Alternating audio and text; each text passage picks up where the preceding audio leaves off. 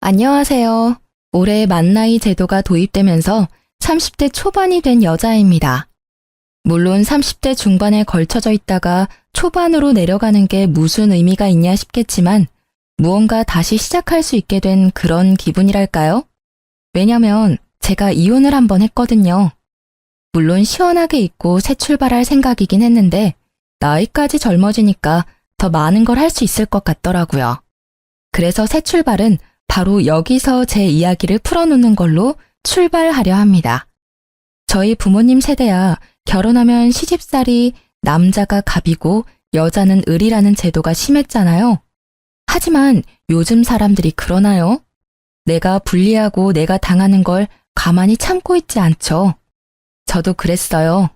괜찮은 남자인 줄 알고 결혼했더니 똥 밟은 거나 다름없었거든요. 그래서 피도 눈물도 없이 제가 당한 만큼 갚아주고 이혼하고 나서도 계속 지옥을 맛보게 해줬어요. 제가 무슨 일을 당했고 어떻게 대갚아줬는지 궁금하시다면 지금부터 집중해주세요. 서진 씨는 언제부터 재테크에 관심이 있었어요? 저희 스터디 모임 사람들 중에서도 서진 씨가 제일 잘 아시는 것 같아서요. 저는 시작한 지 얼마 안 돼서 조금 어렵더라고요. 저는 대학생 때 주식부터 조금씩 시작했어요. 부모님의 가정교육을 그대로 물려받았거든요. 그래서 어릴 때부터 재테크에는 계속 관심이 있었던 것 같아요. 취직하고는 부동산 경매나 매매도 한번 시도해봤고요. 우와, 정말 대단하세요. 그러면 서진 씨, 혹시 저도 서진 씨 옆에 있으면 서진 씨처럼 될 수 있나요? 몇 가지 물어보고 싶은 게 있는데 시간 되시면 언제 밥 한 끼 같이 먹어요? 제가 살게요. 남편과 저는 부동산 스터디 모임에서 처음 만났어요. 친정 부모님이 재테크로 빛을 본 사람들 중 하나였고요. 그 피를 물려받아서 그랬는지는 몰라도 저도 재테크에 관심이 워낙 많았죠. 보는 눈도 남달랐고요. 처음엔 그저 스터디 모임 동료라고만 생각했던 사람과 사적인 자리가 많아지고 둘만 보는 날이 많아지니까 저희는 자연스럽게 연인이 됐고 1년 만에 결혼 얘기까지 오가는 깊은 사이가 된 거예요.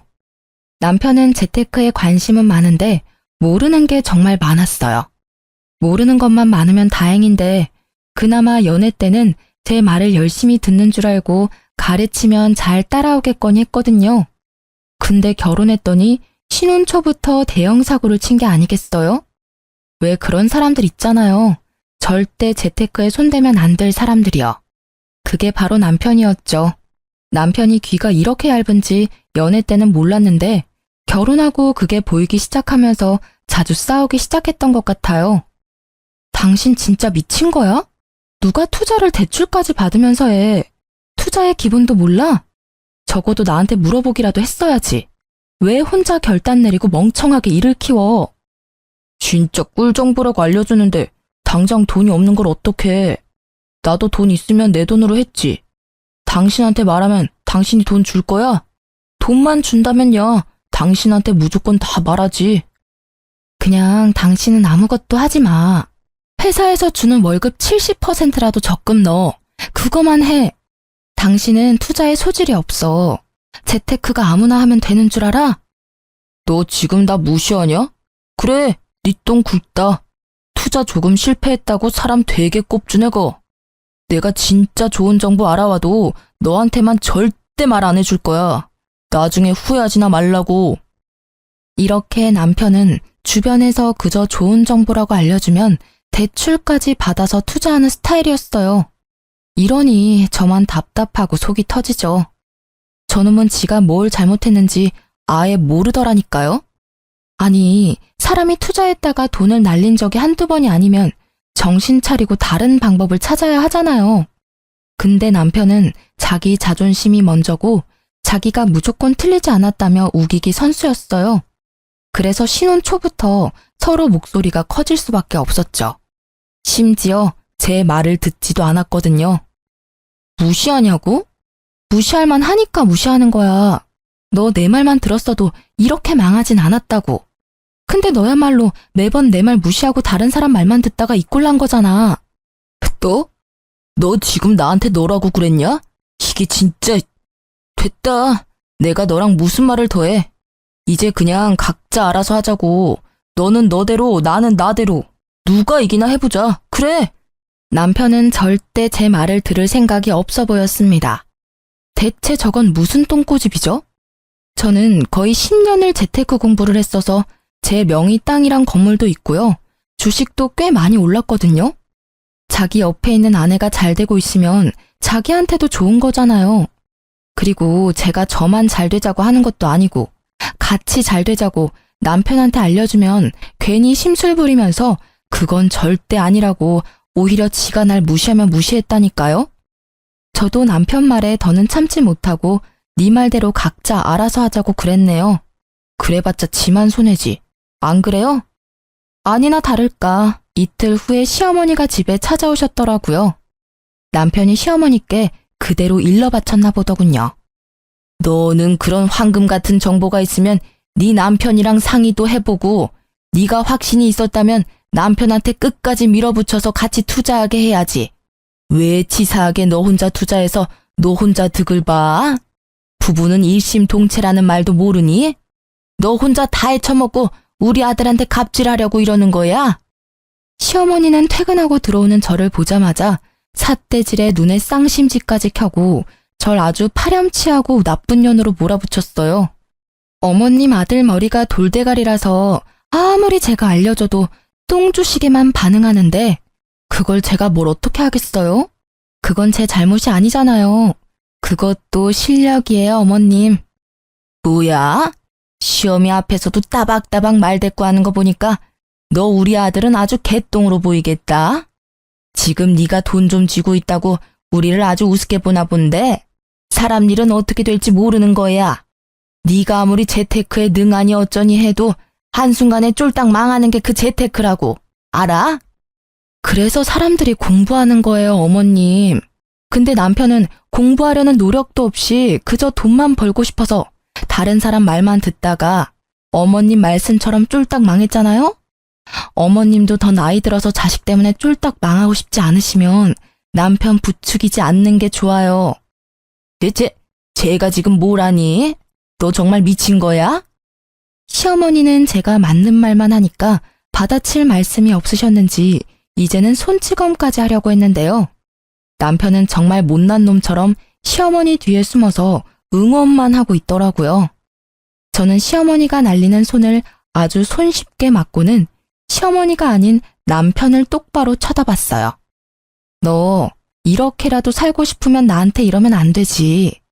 네 놈이 혼자 이런 집에서 소고기에 해산물에 맛있는 밥만 먹을 수 있을 것 같니?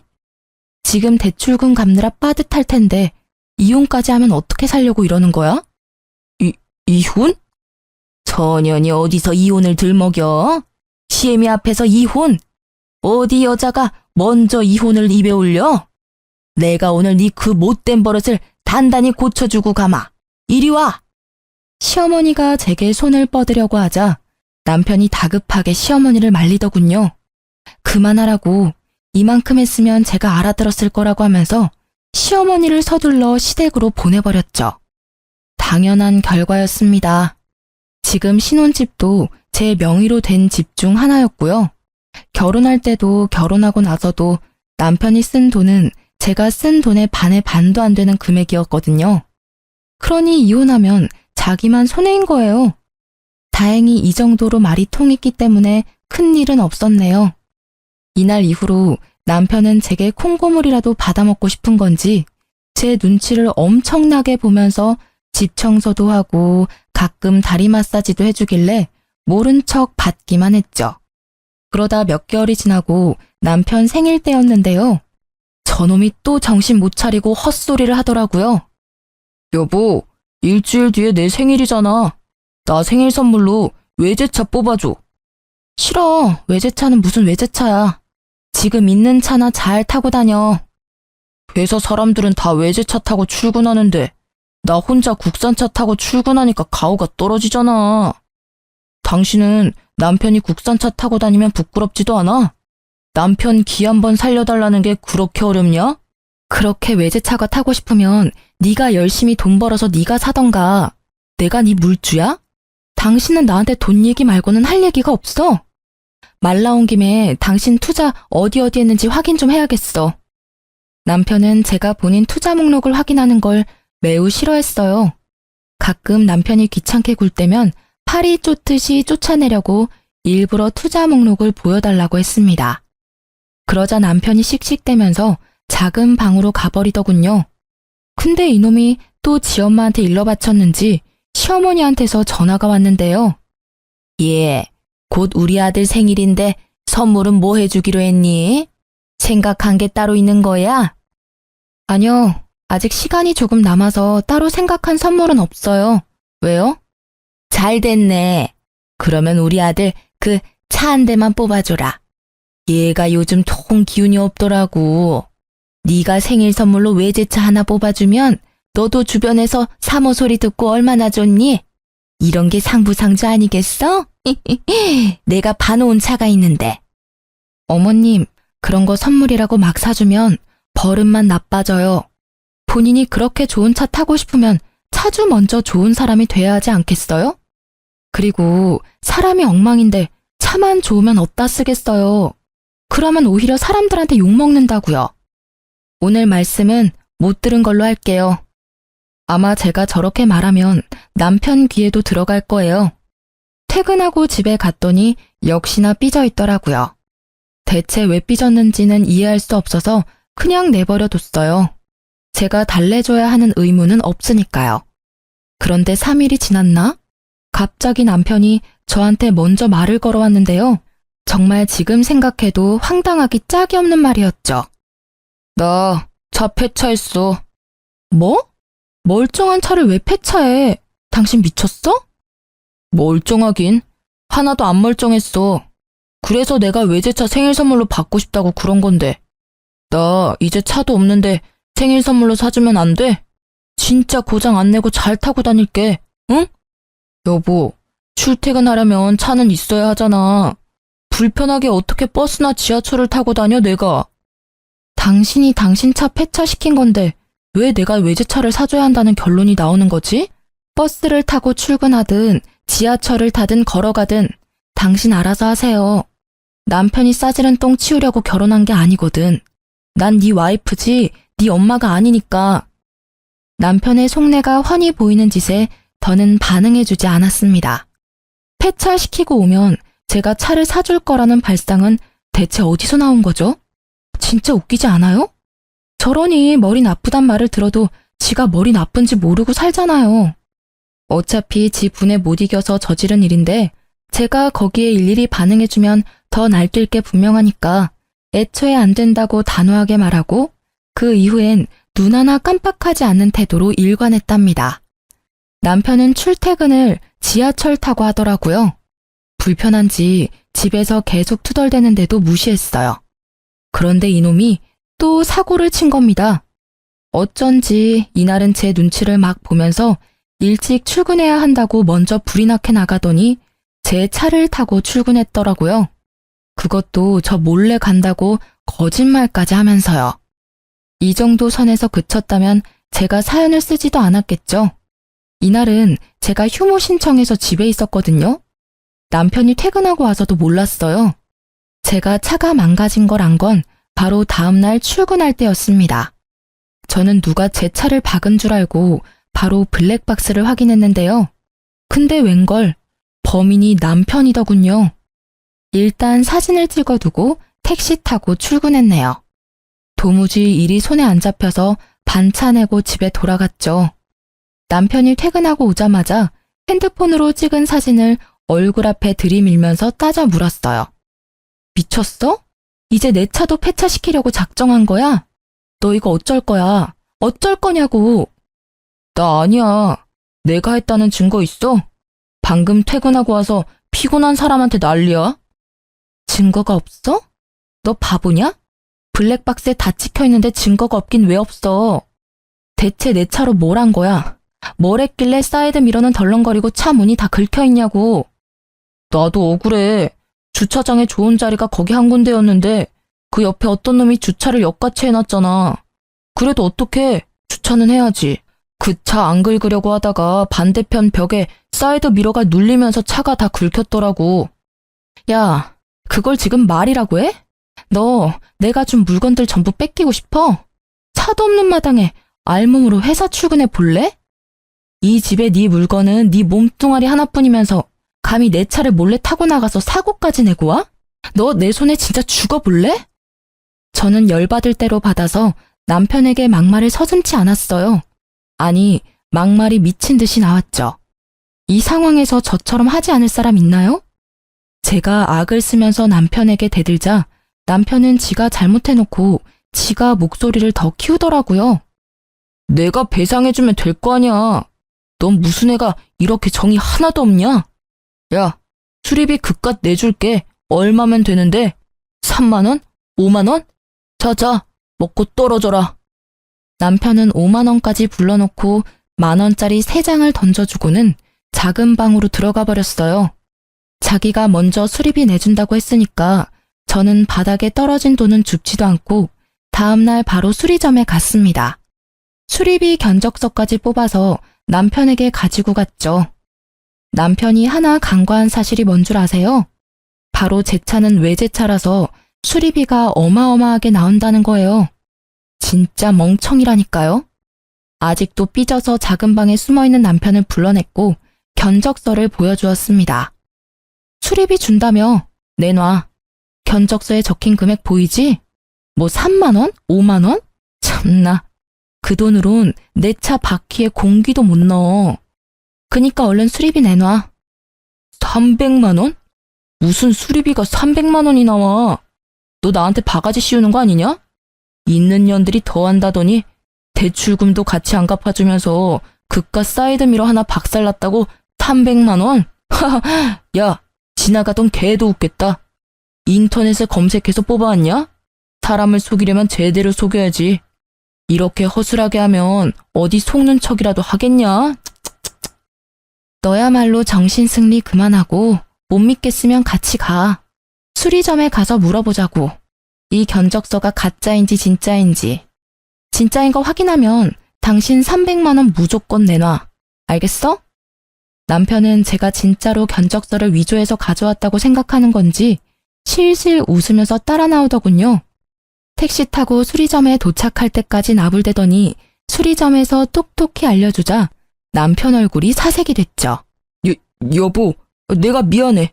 난 수리비가 이렇게까지 나올 줄 정말 몰랐어. 진짜야. 나 돈 없는 거 당신이 제일 잘 알잖아. 나한테 300만 원이 어딨다고 수리비를 진짜 받으려고 그래. 한 번만 용서해주라. 돈 말고 내가 다른 걸로 갚을게. 당신 말대로 대출금도 아직 남았단 말이야. 남편은 갑자기 제 앞에 무릎을 꿇더니 싹싹 빌면서 자기는 돈이 없다고 하는 거예요. 하지만 남편이 돈이 없는 것과 제 차를 망가뜨린 건 별개의 문제잖아요. 제가 남편이 저렇게 무릎 꿇고 빈다고 해도 받아주고 말고는 제 결정권이니까요. 수리비 300만 원 줄래? 나한테서 받은 물건 다 내놓을래? 수리비 300만 원 줄래? 너네 엄마 집으로 쫓겨날래? 수리비 300만 원 내놓을래? 아니면 이혼할래? 저는 남편에게 협박하듯이 남편을 몰아붙였습니다.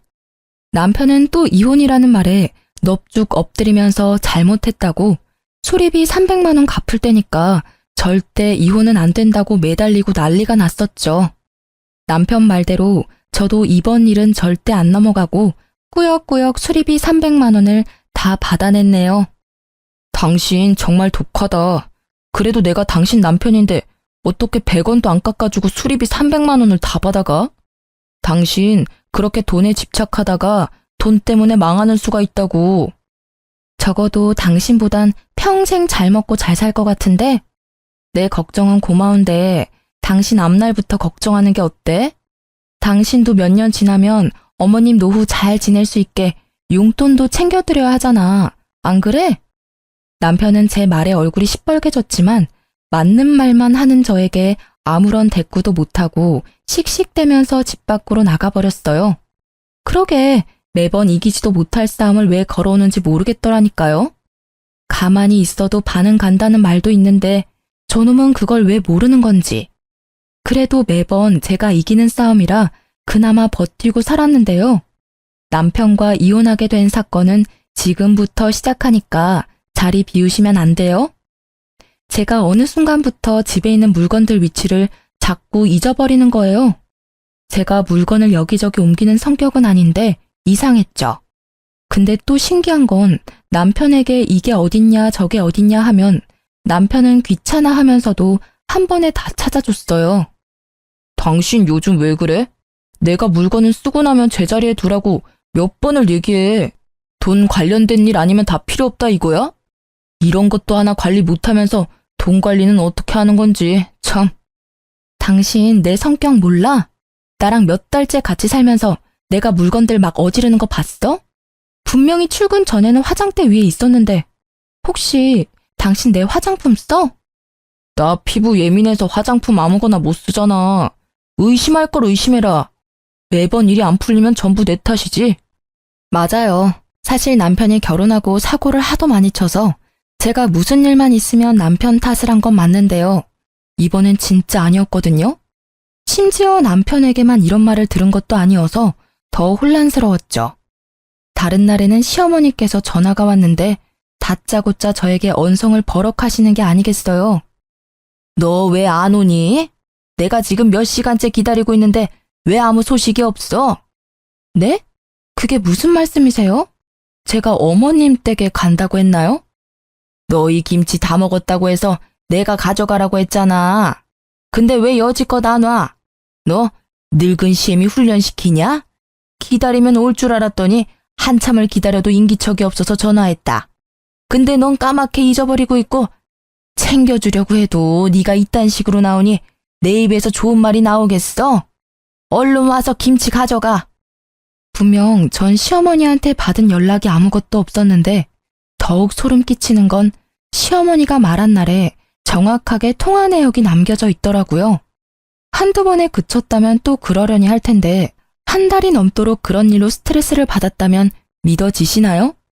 냉장고에 리모컨이 들어가 있는 건 기본이고 제가 바르던 립스틱이 신발장에 들어가 있고 한 번은 집에서 밥을 먹다가 잠시 업무 전화로 베란다를 갔다가 왔더니 밥그릇이 통째로 사라진 거 있죠? 남편에게 물으니 제가 다 먹고 치우고 갔다는데 물어볼 사람이 남편밖에 없으니 믿을 수밖에요. 하여튼 이런 일이 반복적으로 있다 보니 저 스스로도 위축되고 말았죠.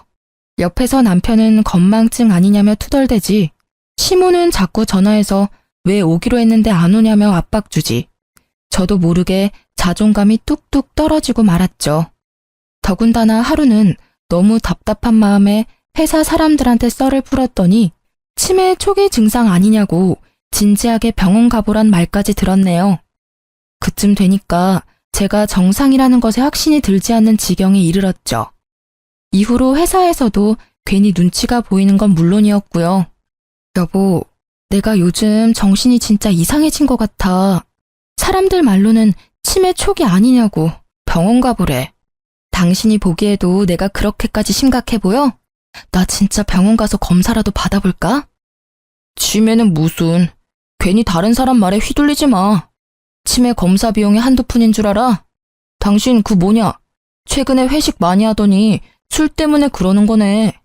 그러니까 술을 좀 작작 마셔.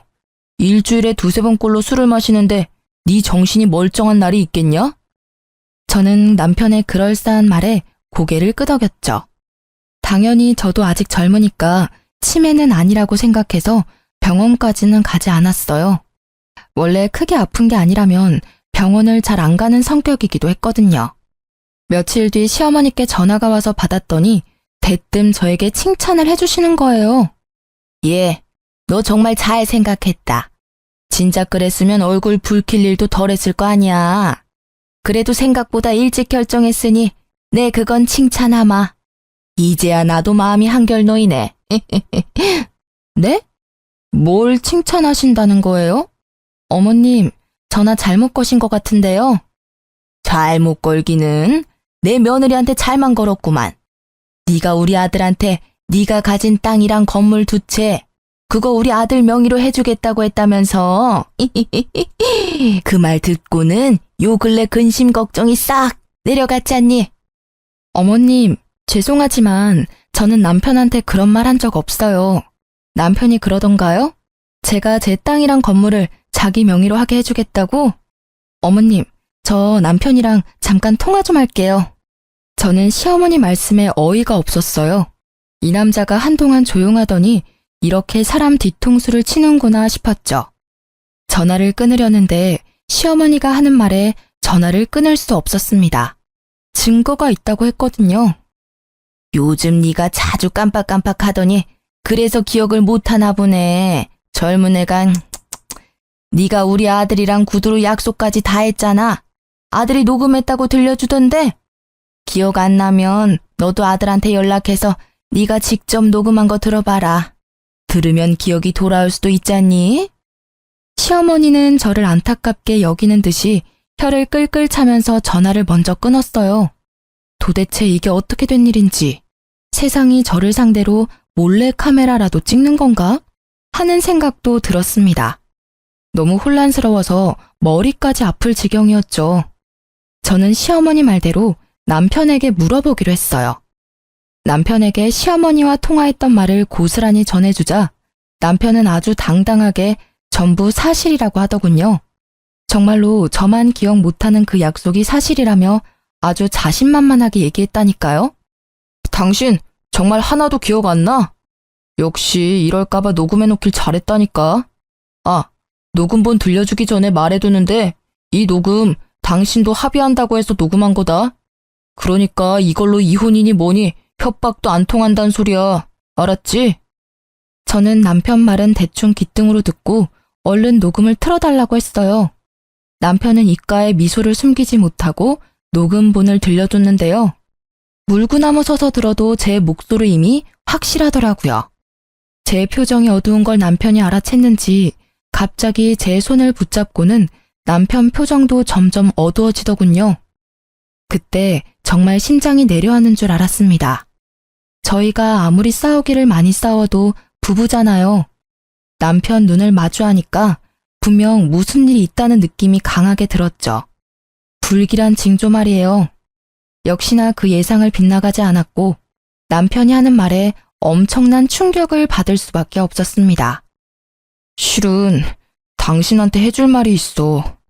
당신이 힘들어할까봐 비밀로 하려고 했는데 더는 숨길 수가 없게 됐네. 당신 치매 초기 진단 받았어. 얼마 전에. 우리 같이 병원 가서 검사 받고 온 것도 기억 안 나지? 안 날 거야. 당신 검사 받고 병원을 나오자마자 전부 까맣게 잊어버렸으니까. 저는 남편 말에 믿을 수 없다는 표정을 짓자 남편이 병원 진단서를 보여줬어요. 진단서 이름에 적힌 제 이름과 주민등록번호까지 전부 제게 맞았죠. 말도 안 돼. 내가 치매 초기라고? 회사에서는 전혀 그런 기색이 없었는데 뭔가 잘못됐어. 나 다시 병원 가서 검사 받아볼래. 지금은 기억할 수 있으니까 지금 당장 다녀올게. 당신 이날도 그랬어. 검사 받으러 가는 그날도 전부 기억할 수 있다고, 괜찮다고 그랬다고. 여보, 인정해. 진단서까지 보여줬는데 왜 못 믿는 거야? 당신 정말 안 되겠다. 당신이 가지고 있는 주식도 나한테 넘겨. 당신 이 정신으로 투자금 관리 못해. 당신도 느끼잖아. 여러분, 정말 소름 돋지 않나요? 남편이 종일 저를 따라다니면서 제가 투자하고 있는 부동산에 주식까지 넘기라고 했습니다. 하지만 저는 수상해도 너무 수상하니까 소형 카메라를 사서 집안 이곳저곳을 설치하고 또 대학병원에 가서 진료도 보았습니다. 결과가 어땠냐고요? 당연히 정상이라고 나왔어요. 그럴 수밖에 없는 너무나도 당연한 결과였거든요. 그러면 남편이 준 진단서는 어떻게 된 건지 궁금하시죠? 저도 진단서 때문에 70%는 믿었는데요. 의사인 친구에게 보여주니 네, 한눈에 봐도 이건 조작된 진단서 같다고 하더라고요. 얼마나 든든했는지 몰라요. 남편은 제게 의사 친구가 있다는 걸 모르고 있었기에 이딴 허술한 진단서로 사기를 치려고 했던 거겠죠. 이제야 퍼즐이 딱딱 맞춰지더군요. 저는 치매가 아니었고 남편은 저를 치매로 만들기 위해서 일부러 집안 물건을 옮겨놓고 제가 깜빡한 것처럼 가스라이팅까지 하며 큰 그림을 그리고 있었어요. 느낌상 시어머니도 한패인 듯 했습니다. 그러니 제게 매번 전화해서 왜 안 오냐고 소리쳤겠죠. 남편이 씻을 때 핸드폰 비밀번호를 풀어서 제 목소리가 녹음된 음성 파일을 제 핸드폰에 전송하고 흔적은 모조리 지워놓았어요. 알아보니 음성 변조 어플로 변조한 제 목소리라더군요. 여보, 퇴근하고 변호사 사무실에서 보자. 당신한테 해주고 싶은 말이 있어. 이제 내 말 믿어주는 거야? 그래, 잘 생각했어. 너무 오래 고민해도 머리만 아프지. 나 곧 있으면 퇴근이니까 바로 변호사 사무실로 갈게. 참 여보, 인감도장 잊지 말고 꼭 챙겨와. 남편은 제 전화에 신이 나서 웃음을 숨기지 못하더라고요. 아주 자기가 사기꾼이라고 동네방네 소문내는 스타일이었죠. 아무튼 저는 진단서가 가짜라는 걸 밝혀준 의사 친구와 함께 변호사 사무실로 찾아갔습니다. 아유, 우리 아가 왔니? 오는 길 힘들진 않았고 정신도 온전치 못하면서 왜 따로 왔어? 우리 아들이 네 회사 앞으로 데리러 갈 수 있는데 그래도 잘 찾아왔으니 됐어. 그 정신으로 가지고 있는 재산 다 날리기 전에 얼른 우리 아들 명의로 바꾸자꾸나. 인감도장 가지고 왔구나? 변호사님, 이 사람이 제가 말씀드린 치매 걸린 와이프입니다. 오늘 이 사람이 저한테 전 재산 양도하기로 했거든요. 아픈 아내를 둔 남편인 제가 해야 할 도리니까요. 저는 어떠한 말보다 손이 먼저 나갔어요. 남편 뺨을 냅다 때렸습니다. 사무실 안이 울릴 만큼 소리가 컸죠. 변호사에게 남편이 위조한 진단서를 보여줬고 의사인 친구가 변호사에게 모든 상황을 설명해줬어요. 이건 제가 얼마 전 대학 병원에서 온갖 검사를 다 받은 진단서예요. 당연히 정상으로 나왔고요. 저놈들이 제 재산을 뺏어가려고 진단서까지 위조해서 저를 심신미약자로 만들려고 한 연놈들이라고요. 무슨 소리라는 거야? 당신이야말로 왜 이래? 당신 아직도 치매라고 못 받아들인 거야? 이런다고 상황이 달라지는 건 아무것도 없어. 변호사님 앞에서 부끄럽게 그만하지 못해? 거기 우리 며느리 친구 의사라고 한 것 같은데 의사면 이렇게 진단서를 가짜로 만들고 해도 되는 거예요? 친구가 정신이 안 좋고 그러면 납득할 수 있게 해줘야지. 이딴 거나 만들어주는 게 무슨 친구라고? 예, 너 당장 저 친구랑 연 끊어라. 네 인생에 하나도 도움 안 될 친구야. 내가 딱 보면 알지. 내 인생에 하나도 도움 안 될 사람은 내 친구가 아니라 바로 당신들이야. 변호사님, 이 녹음도 저 사람들이 목소리 변조해서 만든 거라네요? 제 목소리가 아니라요. 이러면 저 사람들 처벌할 수 있는 거죠? 전 절대 합의해줄 생각이 눈꼽만큼도 없거든요. 네, 허위로 작성했다는 사실이 밝혀진다면 허위 진단서 등 작성죄로 처벌할 수가 있죠. 그런데 친족상도례라는 특례제도가 있어서요. 고소하더라도 배우자 간 발생한 절도죄와 사기죄 등의 재산범죄에 대해선 형을 면제받을 수가 있거든요. 시어머니와 남편은 더욱 기세등등하게 나오더라고요. 저는 태블릿에 다운받아온 영상 하나를 보여주며 말했죠. 이걸로도 충분히 이혼 소송은 할 수 있지 않나요? 저 위자료도 청구하겠습니다. 저들이 저를 심신미약자로 만들고 제 돈까지 괄취하려 했던 시간에 대한 위자료요. 그건 제가 집 곳곳에 숨겨놓은 소형 카메라에 찍힌 영상인데요. 남편 놈이 제가 썼던 물건을 곧바로 옮겨놓고는 뻔뻔하게 모르는 척하는 모습이 적나라하게 찍혀 있었죠. 심지어 제 휴대폰 비밀번호도 알고 있었는지 몰래 가져가 시모와의 통화 기록을 남겨둔 것도 모조리 찍혀 있었죠. 네, 충분히 가능합니다. 그리고 한 가지 말씀 못 드린 게 있는데 남편분 무슨 생각으로 이런 일까지 벌이셨는지 모르겠지만 의사소견에 의해 치매 상태인 게 인정이 되면 명의 이전에 대한 모든 계약은 이전 무효 처리가 됩니다. 말 그대로 정상적으로 이루어진 소유권 이전 등기가 아니기 때문이죠. 어쨌거나 계획하신 대로 진행하셨어도 원하시는 소유권은 인정받기가 매우 힘들다는 말입니다. 그리고 재산 괄취를 목적으로 의사소견서를 허위 작성하셨으니 이혼 청구에 대한 아내분 소 제기는 충분히 가능한 일이죠. 그러자 시어머니와 남편이 서로 눈치를 막 보다가 시어머니가 먼저 무릎을 꿇길래 공범이라는 걸 확신했네요. 남편도 시어머니 따라 무릎을 꿇었고요. 아이고, 내가 잘못했다. 우리 아들은 아무 죄가 없어요. 내가 전부 시켜서 한 일이야. 그러니 이혼 소송만은 하지 말아다오. 네가 자꾸 우리를 무시하고 우리 아들한테 이혼으로 협박하니까 그래서 우리도 네가 다시는 이혼 소리 못하게 겁만 살짝, 아주 살짝 주려고 했던 게야, 응? 맞아. 엄마 말이 사실이야. 내가 못나서 자존감이 낮아서 당신한테 화풀이한 거야. 내가 미안해. 나도 다 잘못했고 전부 다 사과할게. 그리고 따지고 보면 당신이 공동명의로 안 해줘서 그런 것도 없지 않아 있지. 그래, 아가, 네가 너무 심하긴 했지. 너희가 결혼한 지 몇 달인데 공동재산이 없는 게 말이 돼? 그것도 여자가 재산이 너무 많으면 집안이 망해요, 망해. 아들 명의로 바꾸면 내가 얻는 게 뭐가 있다고 이랬겠어. 다 니들 잘 살라고 내가 도와준 거지. 이혼 소송할게요, 변호사님. 지금 바로 할 수 있나요? 저들은 저에게 사과를 하고 싶은 건지 자기들이 억울하다고 변명을 하고 싶은 건지 모르겠더군요. 어이가 없어서 소송하겠다고 했더니 시어머니는 제 왼다리, 남편은 제 오른다리를 붙잡고 매달렸어요. 당신이 나랑 정말 못 살겠다면 이혼해줄게. 대신 소송 말고 합의로 해주면 안 될까? 나 정말 돈이 없어서 그래. 당신 알잖아. 당신한테 수리비 300만 원까지 갚고 땡전 한 푼 없는 거. 우리 엄마도 이렇게까지 하는데 이 정도는 해줄 수 있잖아. 마지막으로 부탁할게.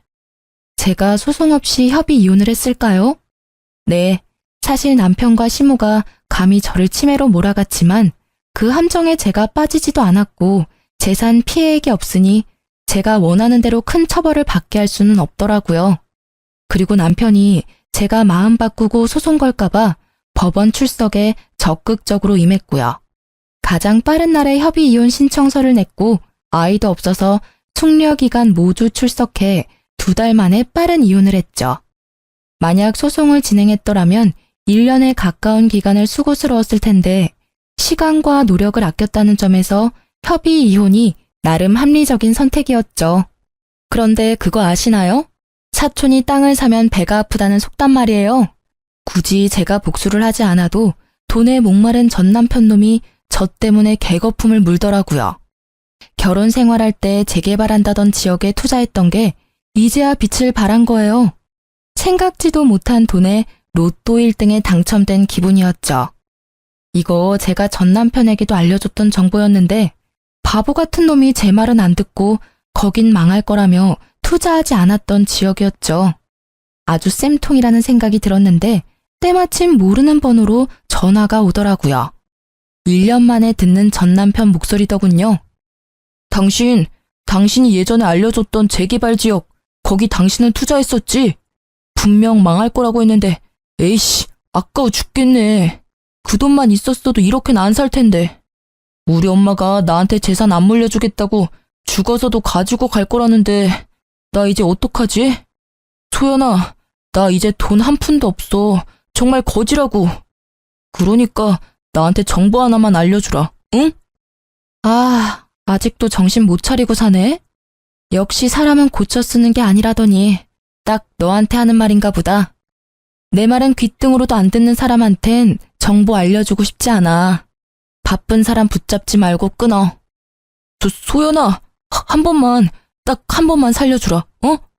네가 알려준 정보로 투자했다가 대박 나면 내가 몇 배로 돌려줄게. 2배, 아니 5배로 돌려줄게. 그러니까 돈도 좀 빌려주면 고맙겠는데 오갈 데 없는 사람 불쌍해서라도 한 번만 살려주라. 너 아니면 길바닥에서 자야 하는데 너도 내가 그러길 원하는 건 아니잖아. 한심하다 한심해. 그러게 있을 때 잘했어야지. 지나간 버스가 다시 돌아오는 줄 알아? 오케이, 노숙자한테 봉사하는 셈 치고 인심 한번 쓸게. 문자로 보내줄 테니까 거기 투자해봐. 정말이야? 역시 소연이 너밖에 없다. 돈은 안 빌려주는 거지? 그래도 이게 웬 떡이냐? 네가 알려준 정보면 무슨 수를 써서라도 투자해야지. 고맙다. 정말 고마워. 전 남편은 대출받았는지 사채를 썼는지는 몰라도 며칠 후에 제가 알려준 곳에 투자했다고 하더라고요.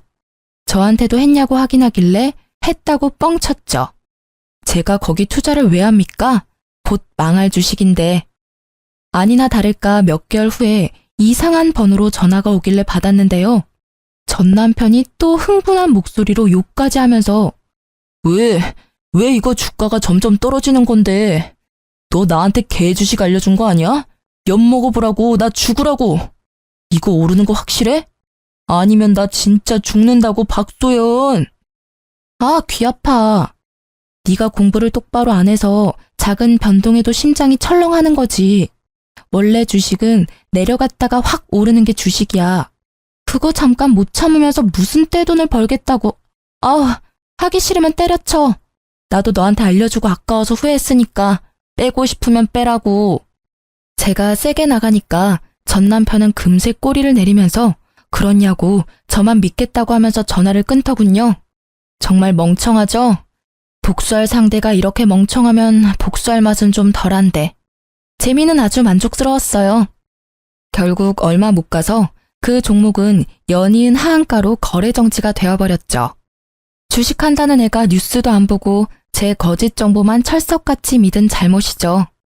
전 남편에게 미친 듯이 전화가 왔었지만 제가 그걸 받겠나요? 이상한 번호나 모르는 번호로 오면 절대 안 받고 전부 차단했네요. 저는 악마에게 뺏길 뻔한 제 재산을 지켰고 점점 불어나는 재산으로 뷰가 좋은 집을 하나 매매했습니다. 그리고 그 집에는 부모님을 이사해드렸어요. 또 제가 가진 건물 2채는 부모님이 관리 중이고요. 안 그래도 얼마 전에 아빠가 놀러 가셨다가 빗길에 미끄러져서 허리를 삐끗하셨다는 거예요. 네 아빠는 아직도 자기가 20대인 줄 아나 봐. 원래도 허리 안 좋은 양반이 왜 저리 날뛰나 몰라? 네 엄마가 요리를 못해서 병원 밥 먹으려고 그러는 거지. 네 엄마는 자기 요리가 세상에서 제일 맛있는 줄 알아요. 여보, 거기는 치료받는 곳인데 그렇게 누르면, 아이고, 내 허리. 아빠가 워낙 장난기가 많으셔서 엄마한테 매번 혼나시거든요. 알면서 꼭 저러신다니까요. 그래도 꾸준히 치료받아서 지금은 많이 호전됐다고 들었어요. 아마 이번 주 내로 퇴원하신다고 하니까 아빠 퇴원하는 날에 가서 부모님이랑 맛있는 거 먹고 오랜만에 가족끼리 시간 좀 보내려고 합니다. 참, 제 입으로 이런 말은 조금 부끄럽긴 한데 부모님은 제 덕분에 노후가 즐겁다면서 특히 아빠가 모임을 나가면 제 자랑을 끊임없이 한다고 들었어요. 엄마도 그 얘기를 해주는데 웃음이 끊이질 않더라고요. 부모님이 웃으시는 모습 보려고 자식인 저는 더더욱 돈을 열심히 벌고 모아야겠다는 생각이 들었네요. 저는 여전히 회사를 다니고 있고요. 달라진 점이 있다면 최근에 봉사와 기부를 열심히 하고 있어요. 어려운 이웃들을 돕고 사는 게 보람도 있고 기분도 좋길래 여러 가지 하고 있습니다. 아마 앞으로도 재테크... 안녕하세요. 저는 경기도에 사는 60대 초반 여성입니다. 사연 라디오 매일 듣는 나름 애청자인데 제 사연도 읽어주실지 모르겠습니다. 저는 누구에게도 말 못할 비밀이 하나 있습니다. 바로 1년 전 복권 1등에 당첨된 사실입니다. 복권 1등 당첨된 후에 잘 사는 사람도 많겠지만 패가망신하는 사람도 여럿 있다고 들어서요. 저는 자식은 물론이고 그 누구에게도 당첨됐다고 털어놓지 못했어요. 심지어 돈도 써본 놈이 써본다고 손이 떨려서 그 돈을 쓰지도 못하겠더라고요. 사는 동안 돈이 없을 때가 더 많았거든요. 없이 살면서 돈이 가장 중요한 거라 생각했는데 돈이 있어 보니 또 돈 말고도 중요한 게 너무나 많다고 느꼈습니다. 게다가 돈만 있으면 세상 만사 다 해결될 줄 알았는데 내 맘처럼 안 되는 게 자식 일이고 가족 일인 듯 합니다. 저에게는 아들 1명과 딸 1명이 있습니다. 연년생으로 태어난 남매는 어렸을 때부터 사이가 참 좋았습니다. 그런 아이들을 보고 있으니 사는 게 고단해도 악착같이 버텨낼 수 있었습니다. 제 남편은 조강지처와 자식 두고 도망간 지 오래였고요. 짧은 결혼 생활 동안 남편은 제게 생활비 한번 제대로 준 적 없었습니다. 그래서 차라리 이혼하고 나라에서 지원금 받으며 사는 쪽이 마음 편했습니다. 하지만 지원금으로는 2 아이 키우는데 택도 없었죠. 저는 어린 자식들을 먹이고 입히느라 남의 집 가정부, 식당일, 건물 청소 안 해본 일이 없습니다. 가방끈이 짧으니 할 수 있는 일이 많지 않더라고요. 그리고 돈을 많이 벌기 위해서 낮밤 가리지 않고 일했습니다. 어느 부잣집의 가정부로 일할 때는 먼 발치서 그들의 부유함에 놀라는 일이 많았어요. 와인 한 병이 저희 집 한 달 생활비일 때도 있었고요. 난생 처음 보는 저녁 재료에 제가 어쩔 줄 모르자 그 집 사장님이 유명한 요리사를 직접 데리고 온 적도 있었습니다. 극심한 빈부격차를 느끼면서도 제 형편을 비관하지 않을 수 있었던 건 그 집 사장님, 사모님 성품이 워낙 좋았기 때문입니다. 충분히 일한 만큼의 넉넉한 보수를 받았지만 젊은 사모님은 월급 외에도 저를 많이 챙겨주셨어요. 여사님, 안색이 많이 안 좋아요. 네? 아유, 저는 건강해요. 그게 아니라 얼굴에 수심이 가득해 보이네요. 혹시 여사님 댁에 무슨 일 있으셔요? 아니요, 없어요. 어두워 보였다면 죄송합니다, 사모님. 저는 아무렇지 않은 척 하는데 눈에서는 눈물이 저도 모르게 나오더라고요. 그러자 그 부잣집 젊은 사모는 저의 눈물을 손수건으로 가만히 닦아주며 말했습니다. 좋은 날 올 거예요. 무슨 일인지는 모르겠지만 힘드시면 제게 가끔 말씀하셔도 돼요. 저희 집에서 일하신 지도 오래됐잖아요. 아이고, 죄송합니다. 저도 모르게 눈물이 멋대로 나오네요. 네, 정말 말씀만으로도 감사합니다. 사모님은 참 인간적인 분이셨어요. 부잣집에서 일하면 종종 갑질하는 경우도 있다잖아요. 하지만 그 댁은 제가 열심히 하는 만큼 때마다 월급도 많이 인상해 주셨고요. 월급 외에도 여러모로 챙겨주신 덕분에 그나마 숨쉬고 살았던 것 같네요.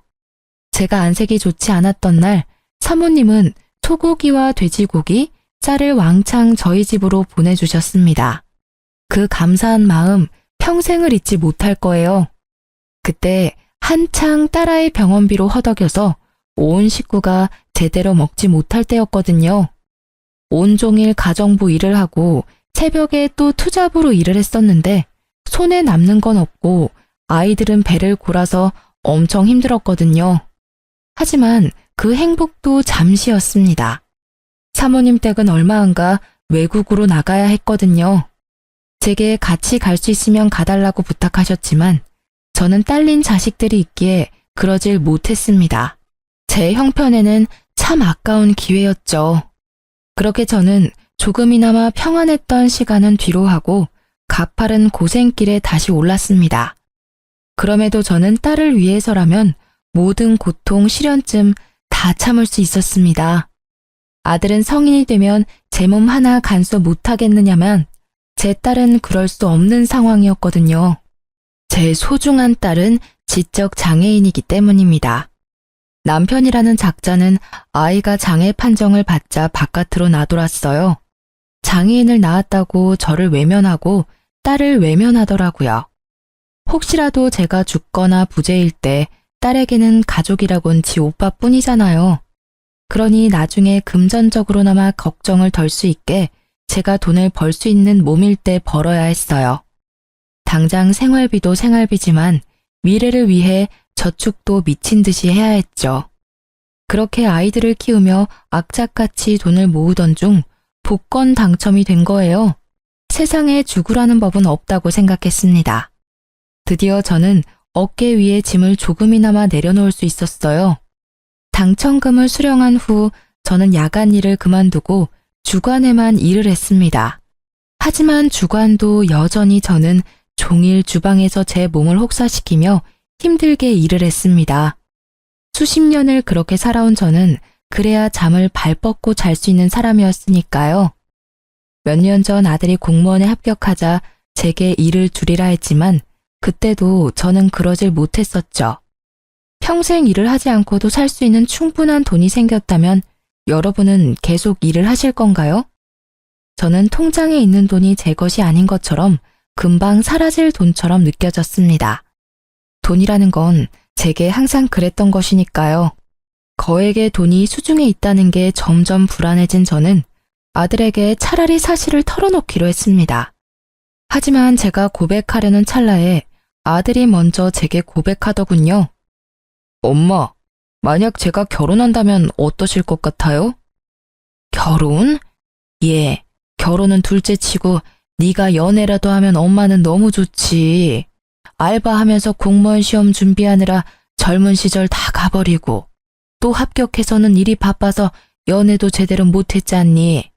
안 그래도 엄마가 너한테 할 말이 있는데 이제는 엄마랑 지영이 걱정은 하지 말고 너 하고 싶은 대로 자유롭게 살아. 갑자기 불안하게 왜 그런 말을 해요? 엄마, 나쁜 생각하는 거 아니지? 뭔 나쁜 생각. 아유, 이놈아, 그런 거 아니야. 그게 사실은 엄마가 말이야. 엄마, 저 사실 내년에 여자친구랑 결혼하기로 약속했어요. 뭐? 누구랑 뭘 한다고? 결혼이라니. 지환이 너 여자친구가 있었어? 네, 빨리 말씀 못 드려서 죄송해요. 동창회에서 만난 중학교 친구랑 2년쯤 연애했어요. 프로포즈는 저번 주에 했고 엄마가 따로 신경 쓰실 건 없어요. 결혼 비용도 제가 모은 돈으로 할 거니까요. 아니, 갑자기 결혼이라니? 그리고 너는 엄마한테 결혼한다는 얘기를 뭘 그렇게 상사한테 보고하듯 딱딱하게 말하니? 죄송해요. 엄마는 매일 고생하는데 난 여유롭게 연애한다는 말이 차마 입에서 안 떨어지더라고요. 아유, 아니 이놈아, 도대체 뭐가 죄송스러워? 난 우리 아들이 평생 연애도 안 하고 장가도 안 갈까봐 얼마나 속으로 알았는데. 그동안 고생 많았다. 잘생긴 우리 아들. 고생 많이 한 내 장남. 잘 컸네. 다 컸어. 장하다. 어떻게 연애하는 것마저 눈치를 봤어. 아들, 엄마가 전부 미안해? 아, 왜 우세요? 고생은 엄마께서 많이 하셨죠. 아니야, 기뻐서 그래. 너무 기뻐서. 아들이 여자친구를 숨긴 게 물론 부모로서 조금은 속상하고 서운했습니다. 하지만 저는 아들이 제 짝을 만났다는 사실만으로도 무척이나 기뻤죠. 하지만 그 기쁨도 잠시 저는 가슴이 무너져 내리는 경험을 했습니다.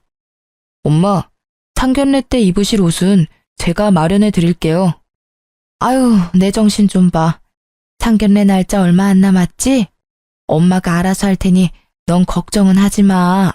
설마 엄마가 네 면도 안 살게 후줄근하게 가겠니? 네 동생 지영이도 엄마가 새 옷 사서 예쁘게 입혀갈게. 엄마가 돈이 어딨어요.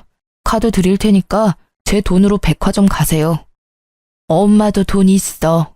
그리고 엄마 옷은 백화점에서 꼭 안 사도 돼. 요즘은 중고로도 얼마든지 깔끔하고 예쁜 옷 많아. 엄마! 아유, 깜짝이야. 너 엄마 간 떨어지게 왜 소리를 지르냐? 얼마든지 상관없으니까 제 카드로 백화점에서 새 옷 사세요. 나 엄마가 지영이 때문에 돈 모으는 거 알아요. 근데 제발 아낄 때 아끼고 쓸 때는 좀 쓰세요. 아이고, 알았다. 그만 화내. 좋은 날 앞두고 화내는 거 아니다. 너 속상한 거는 알겠는데 자꾸 소리 지르지 마. 지영이도 놀래. 오빠랑 엄마 무서워. 지영이 무서워.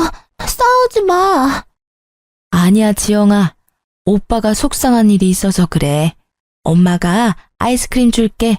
방에 가서 먹고 있어. 거짓말. 아들이 소리를 지르자 딸아이는 흥분하며 제자리에서 빙글빙글 돌았습니다. 그 모습을 보고 아들은 평소답지 않게 크게 한숨을 쉬더군요. 아, 엄마는 얘 이러는 꼴 보시면서도 어떻게 상견례에 데리고 갈 생각을 하세요? 뭐? 안 그래도 지영이 데리고 갈지 말지 저 많이 고민하고 있었는데요. 도저히 안 되겠어요. 제 하는 것 좀 보세요. 아니, 지환아. 네 동생 아무리 정신이 온전치 못한다 해도 간단한 외식 정도는 할 수 있어. 지금도 네가 평소랑 다르게 갑자기 소리 지르니까 놀래서 그런 거지. 평소에 얼마나 얌전하고 차분하니 그건 너도 잘 알면서. 제 결혼이잖아요. 제가 싫다고요. 알았다. 지환아, 네 뜻 알겠어.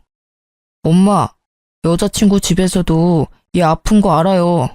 근데 귀로 말 전해 듣는 거랑 눈으로 직접 보는 건 다른 거잖아. 결혼하고 난 뒤에 서로 인사해도 충분해요. 괜히 저런 멍청한 모습, 자극적인 모습 보였다가 나 결혼 못하면 어떡해요? 엄마도 아들 장가 가는 거 기쁘시다면서요. 근데 만약에라도 지영이 쟤 때문에 나 식장에 들어가기도 전에 결혼 파토나면 어쩌냐고요. 야, 김지영, 내가 왜 너 때문에 그런 불행을 겪어야 하는데 또 내가 희생해야 돼? 나 살면서 이미 충분히 겪었어, 어? 그러니까 진짜 엄마랑 나 생각한다면 제발 하루라도 좀 조용히 있어. 아들이 딸을 붙잡고 움직이지 못하게 하자 딸은 울음을 터뜨렸습니다. 저는 상견례에 딸을 데리고 가지 말자는 아들의 말을 잠자코 따르려고 했는데 아들은 혹시라도 제가 고집을 부릴까 싶었는지 처음 보는 낯선 모습으로 화를 내더라고요. 지환이 너 지금 뭐 하는 짓이야? 저는 그런 아들의 행동에 참지 못하고 뺨을 올려붙이고 말았습니다. 왜 날 때려요? 엄마가 뭔데? 이놈아, 내가 네 마음 다 안다. 엄마니까 당연히 알아. 근데 난 지환이 네 엄마이기도 하지만 내 딸 지영이 엄마이기도 해. 이유도 모르고 너한테 혼나고 갓난애처럼 우는 것밖에 못하는 내 딸. 그런 내 딸 대신해서 내가 너 때린 거야. 상견례? 상견례는 충분히 우리 둘이 갈 수 있는 일이야. 그렇게 해도 돼. 근데 너 꼭 이렇게 못되게 굴어야 했니? 너가 이렇게 안 하면 엄마가 허락을 안 해줄까 봐 그랬어? 아무런 대답 없이 아들은 주저앉더라고요. 스스로 자신의 행동이 과했다는 걸 알았겠죠. 딸은 제가 아들의 뺨을 때리고 혼을 내자 저를 가로막으며 오빠를 감쌌습니다. 오빠, 때리지 마. 엄마, 지영이가 잘못했어. 아들은 그런 딸의 모습을 보며 오열하더군요. 잘못했어요, 엄마. 잘못했어, 지영아. 딸은 또 오빠 운다고 따라 울면서 아들 눈물을 닦아주더라고요. 아들은 동생의 손을 잡고 미안하다고 연신 반복했습니다.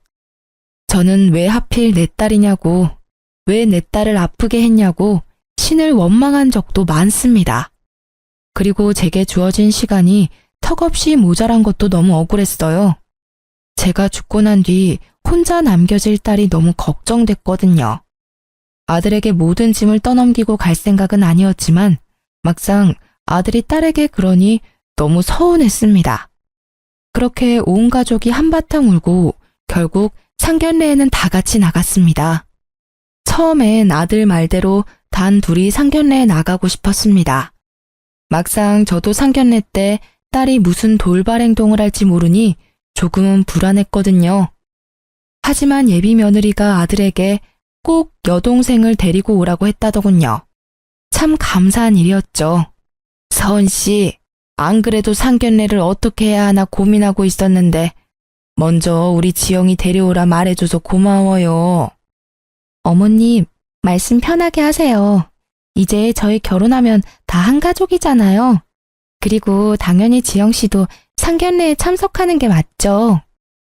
예비 며느리는 무척이나 싹싹했고 저와 제 딸에게 살갑게 다가왔습니다. 예비 사돈 내외는 그저 고생 많으셨다는 말로 저를 따뜻하게 위로해 주셨습니다. 화기애애한 분위기 속에서 상견례는 별일 없이 그렇게 마무리가 됐습니다. 무엇보다 제 딸은 평소보다 더 얌전하게 상견례 자리를 잘 버텨내 주었죠. 그렇게 순조롭게 아들의 결혼 준비가 잘 되는 줄로만 알았습니다. 예비 안사돈의 연락이 오기 전까지는요. 결혼식을 앞두고 따로 만나자는 갑작스런 안사돈의 연락에 저는 일하다 말고 나갔죠. 예비 사돈어른, 그동안 잘 지내셨어요? 아유, 죄송해요. 제가 일하다 바로 오느라 좀 행색이 그렇네요. 예비 안사돈의 눈빛은 상견례 때와 묘하게 달라져 있었습니다.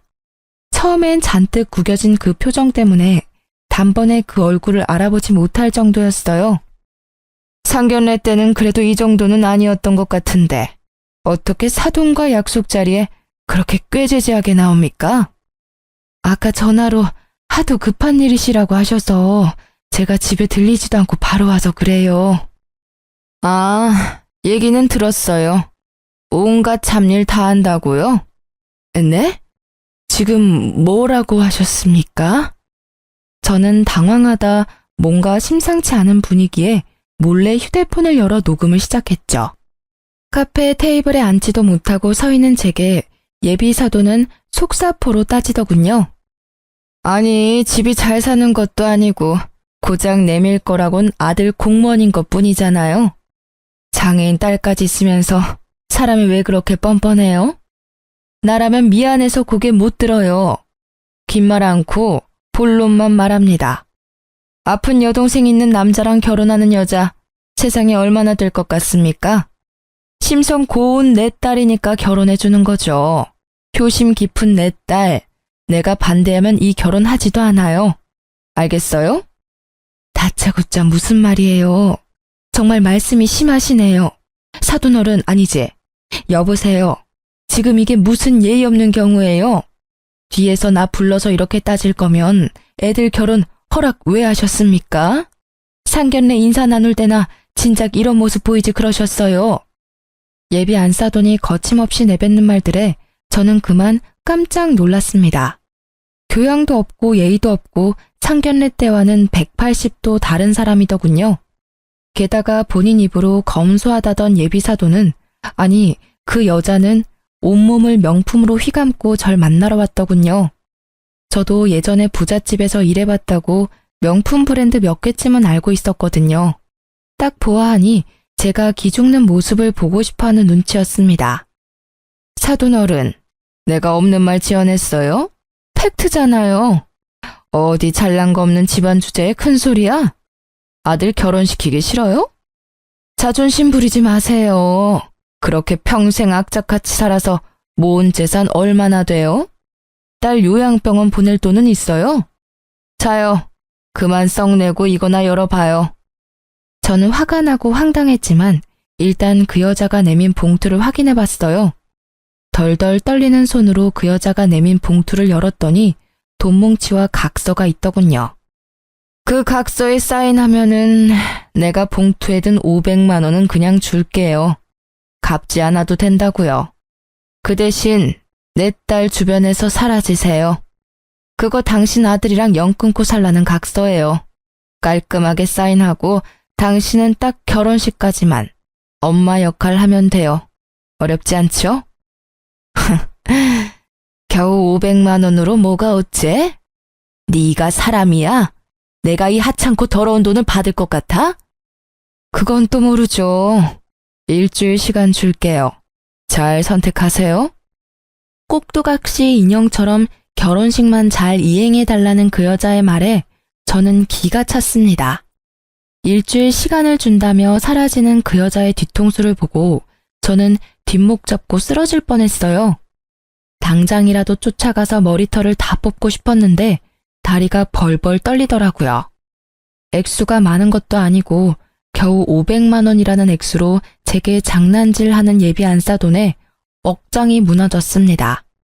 개무시당한 게 억울하고 화가 났지만 일단은 카페에서 따뜻한 차를 마시면서 마음을 진정시켰어요. 우선 이 결혼의 당사자들은 따로 있으니까요.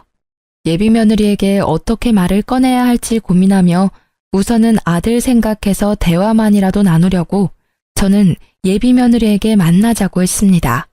그때 저도 몰랐는데요.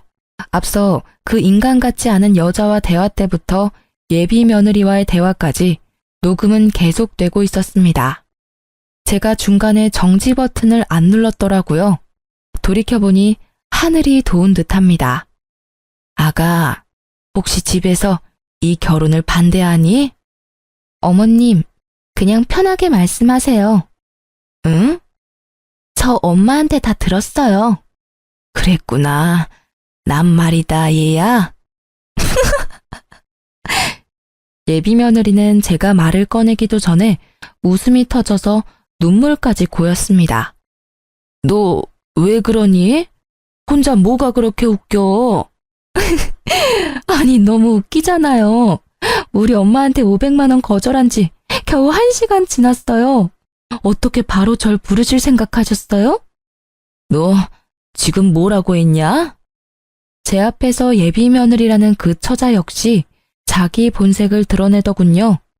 저는 뭣도 모르고 그런 엄마 밑에서 예쁜 딸 나왔다고 잠시나마 착각했습니다. 역시 그 엄마의 그 딸이구나. 콩 심은 데 콩 나고 팥 심은 데 팥 나는 법이지. 내가 그걸 간과했다. 네 엄마랑 아주 똑같은 부류였구나. 난 절대 이 결혼 못 시켜. 어머님, 오빠가 저 얼마나 사랑하는지 모르시죠? 우리 오빠요, 저랑 결혼 못하면 미칠지도 몰라요. 어머, 어머님은 아들마저 여동생 따라 살짝 돌았으면 좋겠어요? 그걸 바라시는 건 아니시죠? 저는 앞서 한번 예비사돈이라는 여자에게 당하고 면역이 생겼는지 좋은 생각이 번뜩였어요. 그래, 서은이 너 말대로 우리 아들 너랑 결혼 못하면 미칠지도 모르겠다. 애미로서 그 꼴은 못 보지. 그럼 각서에 사인하실 거죠? 얘야, 근데 내가 사실 숨겨둔 아파트가 한 채 있어. 네? 완전 노른자 땅이라 값이 더 많이 뛰었단다. 사실 우리 아픈 지영이한테 주려고 했는데 고생 많이 한 우리 장남이 자꾸 눈에 밟혀서. 왜 아파트 있는 걸 어머님 진작 말씀 안 하셨어요? 맞아요. 당연히 장남한테 주셔야죠. 내가 너한테 그 아파트 줄 테니 내 부탁 들어주겠니? 무슨 부탁이요? 제발 내 소원이다. 들어주면 아파트는 네 명의로 주마.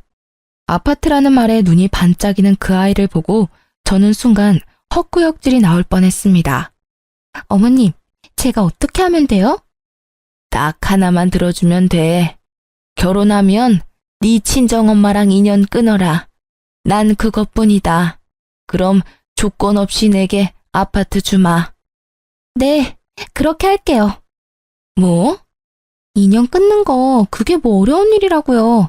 저한테는 엄청 쉬운 일이에요. 우리 엄마 명품 휘감은 거 봤죠?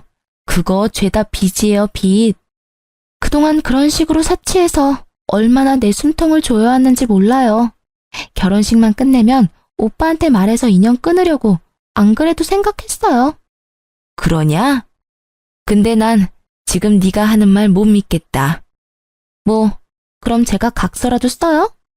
그럴 필요 없고 내일 다시 여기서 만나자. 네 엄마 데리고 와. 내 앞에서 직접 엄마께 연 끊자고 말하렴. 그럼 아파트 내게 줄 테니. 아까 많이 속상하셨나 봐요. 제가 시원하게 복수해드릴게요. 네 친엄마는 맞니? 그럼요. 저는 표정 하나 안 바뀌고 순수한 얼굴로 무서운 말을 하는 그 아이의 모습이 너무 충격적이었습니다. 하마터면 예비사돈이 될 뻔한 그 여자가 불쌍하다고 생각할 뻔했네요. 갑자기 제가 악역이 된 기분이었어요. 그리고 전 난생 처음 명품 매장이라는 곳에 방문했습니다. 손이 벌벌 떨려서 못 썼던 당첨금을 처음으로 쓴 날이 이때입니다.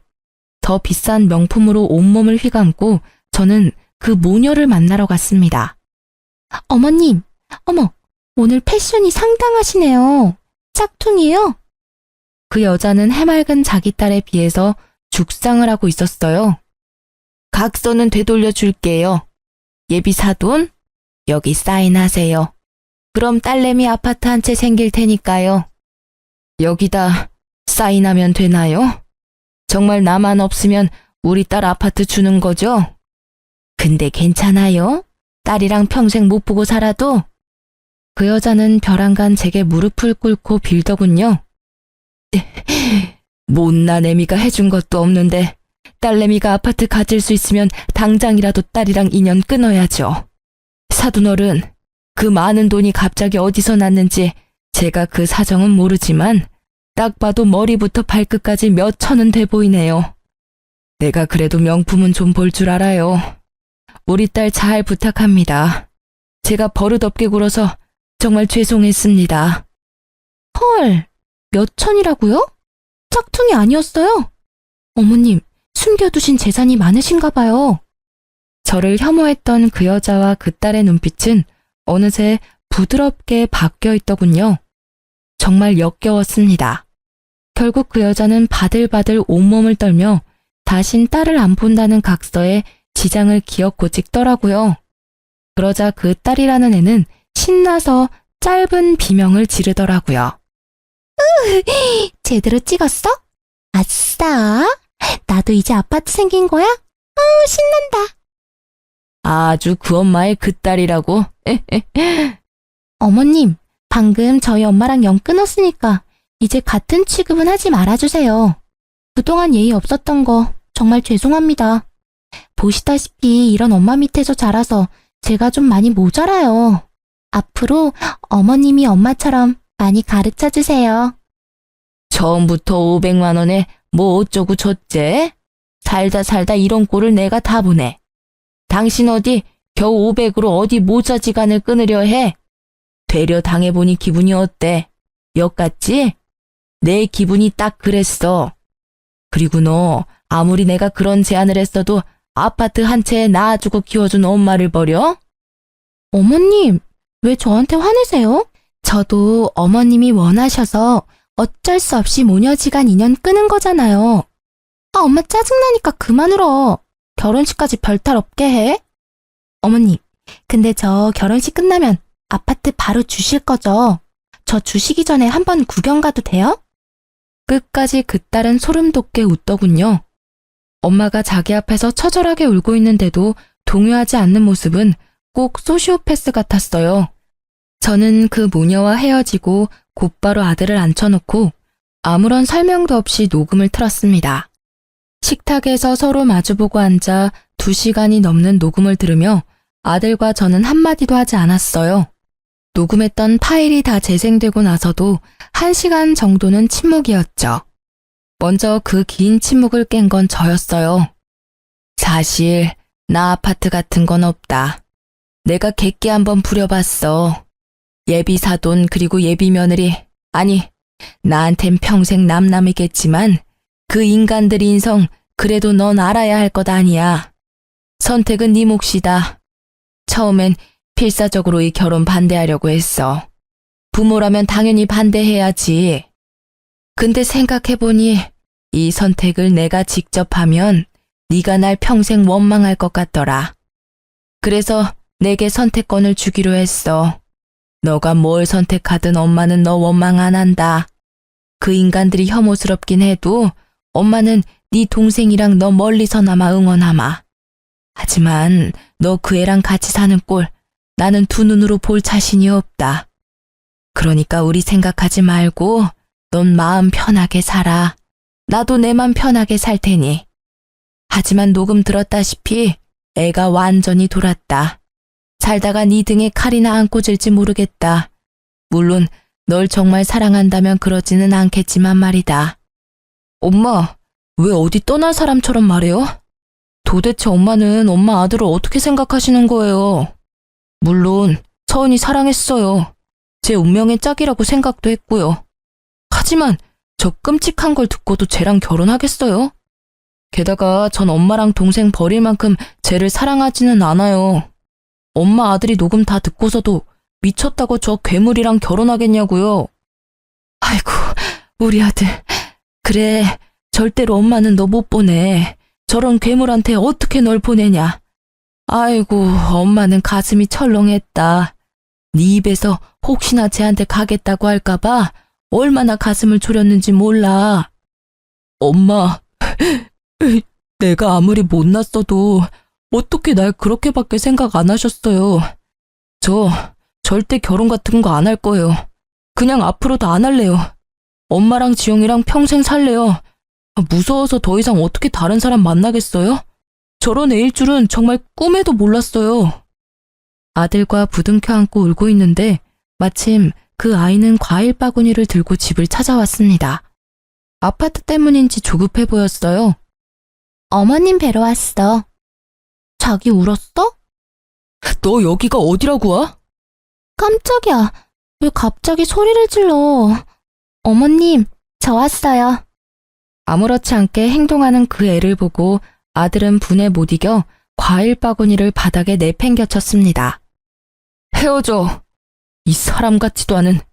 왜 그랬어? 네가 어떻게 이래? 아, 어머님, 지금 이게 뭔 상황이에요? 혹시 오빠한테 다 말했어요? 어머님이라 부르지 마라, 소름 돋으니까. 집에 큰 소란이 일자 방에서 촉감놀이를 하고 있던 딸이 밖으로 나왔습니다. 뭐? 헤어져? 누구 맘대로 헤어져? 결혼식 준비 다 해가는데 위약금 수수료는 누가 내려고? 너 돈 있어? 돈 많아? 아, 진짜 저 꼴 보기 싫은 것만 없었어도 더 순조로웠을 텐데. 아들이 헤어지자 하니 눈이 돌아간 그 애는 제 딸에게 가까이 다가가더군요. 아들은 그 모습에 참지 못하고 손을 들어 올렸죠. 하지만 제가 먼저 그만하라고 외쳤습니다. 그만해라. 이쯤 해라. 너 안 돌아가면 우리가 경찰 부를 거다. 얼른 과일 챙겨서 돌아가. 아줌마, 결혼 파토 내놓고 뭘 돌아가? 야, 장서은, 너 입 조심해. 됐어. 그만해라, 아들. 엄마, 그래도 제가 한 짓이 있는데.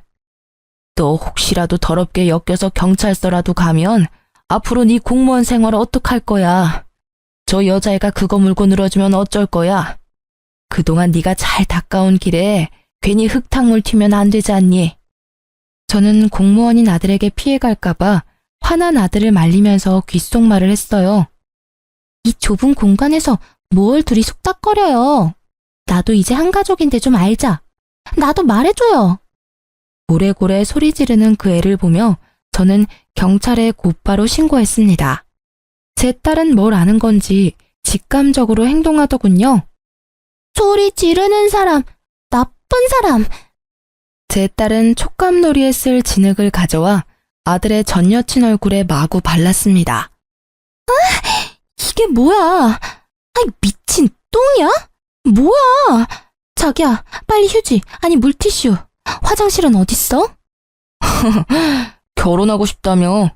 내 동생 그것도 감당 못하면서 무슨 결혼이야? 뭐? 그렇지. 아, 진흙이잖아. 잠시 놀랬을 뿐이야. 나 머드팩 좋아해. 지영씨, 재밌어요? 나랑 방에 가서 마저 놀까? 그 소시오패스 같은 여자애는 이미 다 끝났는데도 희망을 가지고 돌연 딸에게 착한 척 굴었습니다. 좋아, 좋아. 제 딸은 웃기다고 그 애의 뺨을 여러 차례 세게 내리쳤어요. 아, 아프잖아요. 지영씨, 사람 뺨은 이렇게 때리면 안 돼. 때려도 된다. 아랑곳하지 않고 제 딸이 뺨을 내리쳤고 저는 순간 웃음이 터졌습니다. 그 여자애는 참다 못해 아프다고 꽥 소리를 지르더군요. 아파. 아이, 아프다고. 이씨, 이런 더럽고 구질구질한 집구석. 내가 진짜 뭐 때문에 그렇게 공을 들였지? 시간 아까워 정말. 야, 헤어져. 그래, 헤어지자. 내가 아파트 한 채 잠시 돌았어. 아줌마, 생각해보니까 아파트 계약서도 못 보고 당신 말하는 것만 믿었네? 사실대로 말해봐요. 아줌마 돈 얼마나 있어요? 그때 명품 옷, 가방, 구두 다 짝퉁이죠? 그래, 헤어질 마당에 내 돈이나 자랑해야겠다. 내가 어디 가서 자랑할 곳이 없어서 속이 근질근질했거든. 아줌마, 수급자 인생 내가 모를 줄 알아? 진짜 웃겨. 뭐 얼마 모았는데? 1,000? 2,000? 아들, 그 통장 열어봐. 앞으로 너랑 지영이한테 물려줄 재산들이야. 아들은 조심스럽게 통장을 열었습니다. 영어로 VIP가 적혀있는 통장에 아들은 이미 놀란 듯 했어요. 1, 10, 100, 1000만, 10만, 100만, 1000만, 엄마, 이게 다 무슨 돈이에요? 아들이 놀라자 그 여자애는 어느새 옆에 찰싹 붙어서 통장 잔고를 보더라고요. 엄마가 복권 1등 당첨됐었는데 말할 용기가 안 났어. 너무 무섭고 또 이게 복이 될지 또 다른 흉이 될지 모르니까. 너한테 몇 달 전에 말하려고 했는데 갑자기 결혼한다는 바람에 엄마가 정신이 없었어. 이제 우리 고생은 끝났다. 이 돈으로 우리 아들 하고 싶은 거 다 해. 엄마가 그동안 못 해줬던 것들 다 해줄게. 어안이 벙벙한 아들과 달리 그 여자애는 바닥에 바짝 엎드리더군요. 어머니, 제발 오빠랑 결혼시켜주세요. 제 마음은 변함없어요. 저 오빠 진짜 사랑해요, 네? 아까는 좀 속상해서 말이 삐뚤게 나온 거예요. 어머님, 제가 진짜 잘못했습니다. 저 한 번만 믿고 봐주세요. 제가 진짜 오빠한테 내조 잘할게요. 지영이도 친동생처럼 잘 보살필게요. 얘야, 이제 정말 그만해라. 네 연기 보기 이제 지긋지긋하고 신물나.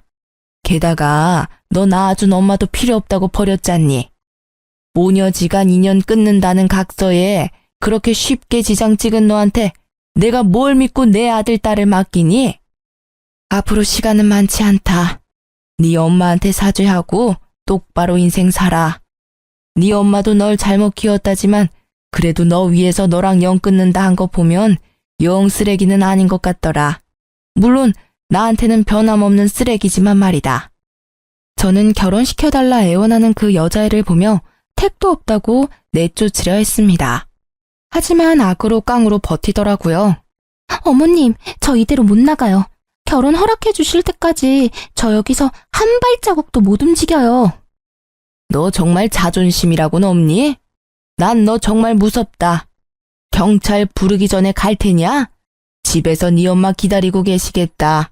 얼른 너네 집으로 돌아가. 야, 내가 미쳤다고 너랑 결혼하겠어? 나 결혼 절대 안 해. 앞으로 결혼 같은 거 꿈도 안 꿀 거야. 근데 말야, 너도 앞으로 결혼할 생각하지 마. 내가 가만히 있을 것 같아? 네 만행들 내가 다 소문낼 거야. 월급 30%는 시댁에 줘야 한다고 그렇게 짓거릴 때부터 어디 돌았다 싶었지. 그때 끝났어야 했는데. 그 여자애는 미친 듯이 저희 집 살림살이를 부수더군요. 저는 그냥 경찰이 올 때까지 하고 싶은 대로 부수라고 그 애를 가만히 뒀습니다. 그걸로라도 경찰에 한번 신고를 해놔야 다음에 저희 근처에 얼씬도 못하겠지 싶었거든요. 아들은 알고 보니 아픈 여동생을 위해서 따로 통장에 돈을 모으고 있었습니다. 월급의 30%를요. 너 월급은 너 거야. 네가 힘들게 번 돈 그동안 따로 모은 거냐? 엄마가 만약에 나중에 안 계시면 내가 지영이 케어해야 하니까 그만큼 돈 있어야 할 거 아니야. 물론 엄마가 돈 모으는 것도 알았지만 그걸로는 역부족일 것 같아서. 아들의 결혼 조건은 딱 하나. 결혼하고도 월급의 30%를 아픈 여동생에게 주는 거였습니다. 그래서 죽자고 그 모녀가 제 착한 아들에게서 가족을 떼놓으려 했던 겁니다. 돈도 있겠다. 저는 가볍게 넘어가지 않고 변호사까지 고용해서 그에게 물을 수 있는 죄라는 죄는 다 물었습니다. 불쌍한 척 비는데 악어의 눈물인 거 뻔히 알겠더군요. 합의는 물론 안 했습니다. 비교적 가벼운 벌금 내고 끝났지만 제가 그 미친 애에게 곧바로 사람을 붙였어요. 혹시나 저희 집에 대한 앙심을 품고 해코지라도 하려 들까봐 당분간 예의주시하려고요. 근데 사람을 붙여서 한 가지 또 놀라운 사실을 알게 됐어요. 간호조무사였던 그 아이는 결혼 준비하며 일을 잠시 쉬고 있었습니다. 그런데 현재는 밤마다 술집에서 나오는 걸 보고 흥신소 직원이 알아보니 술집에서 일한다고 하네요. 원래부터 그런 애였던 건지 결혼 파토나고 타락한 건지는 알 수 없지만 나중에 또 어디 엄한 남자 꼬셔서 결혼 장사하려 들 것 같더군요. 아들은 복권 당첨된 걸 왜 진작 말 안 했냐는 말도 없었습니다. 어디에 그 돈 쓰자는 돈 욕심도 부리지 않더군요. 아들이 전 여친 쫓아내고 처음 정신 차리고 한 말은요. 엄마, 정말 대단하다. 앞으로 우리 지영이 아파도 돈 걱정은 없겠다, 우리. 아무리 내가 돈 번다지만 구급공무원 월급 쥐꼬리만 한데 엄청 걱정했거든요. 진짜 다행이다. 아들은 끝까지 지 동생 걱정만 했어요. 지금은 아들, 딸과 셋이서 경치 좋은 신축 아파트로 이사했습니다. 그 망나니 같은 아들의 전 여친이 집 주소를 알고 있는 것도 찜찜했고 워낙 오래 살았던 주택이라 이사는 해야 했거든요. 나이도 많이 들었고 언제 죽을지 모르는데 저도 아파트에 꼭 살아보고 싶었어요. 기왕이면 좋은 아파트에서 호강 누리고 싶어서 조금 욕심을 부렸네요. 아들은 여전히 착실하게 공무원으로 열심히 나라를 위해 근무하고 있습니다. 연애고 결혼이고 안 한다던 아들이요. 글쎄, 같은 공무원 여자친구랑 연애 잘하고 있더라고요. 제 아들 이제 사람 보는 눈 좀 키웠을라나요? 저는 일을 그만두고 딸아이가 다니는 장애시설에 봉사활동을 하고 있습니다. 우리 딸도 아픈 곳 없이 잘 지내고 있습니다.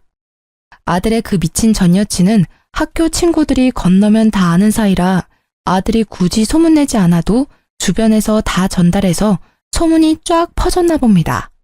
결혼 시장에서는 완전 아웃이라 하네요. 저는 60세 인생 살면서 평생 한탄만 했었는데 지금 보니 좀 살만한 인생 같습니다. 참, 그리고 얼마 전에 반가운 얼굴을 만났습니다. 예전에 일했던 부잣집 사모님이랑 연락이 닿았어요. 어떻게 닿았냐고요? 세상 참 좁고 신기해요. 제게 잘해주셨던 그 사모님이 바로 제 아들 지금 여자친구의 이모였어요. 아들이 결혼을 전제로 만나는 여자다 보니 이미 그쪽 가족들과 식사를 여러 번 했다더라고요. 그런데 이번엔 외국 사는 이모가 모처럼 한국에 왔다면서 저까지 불러서 다 같이 식사 대접해주겠다며 간 거였거든요.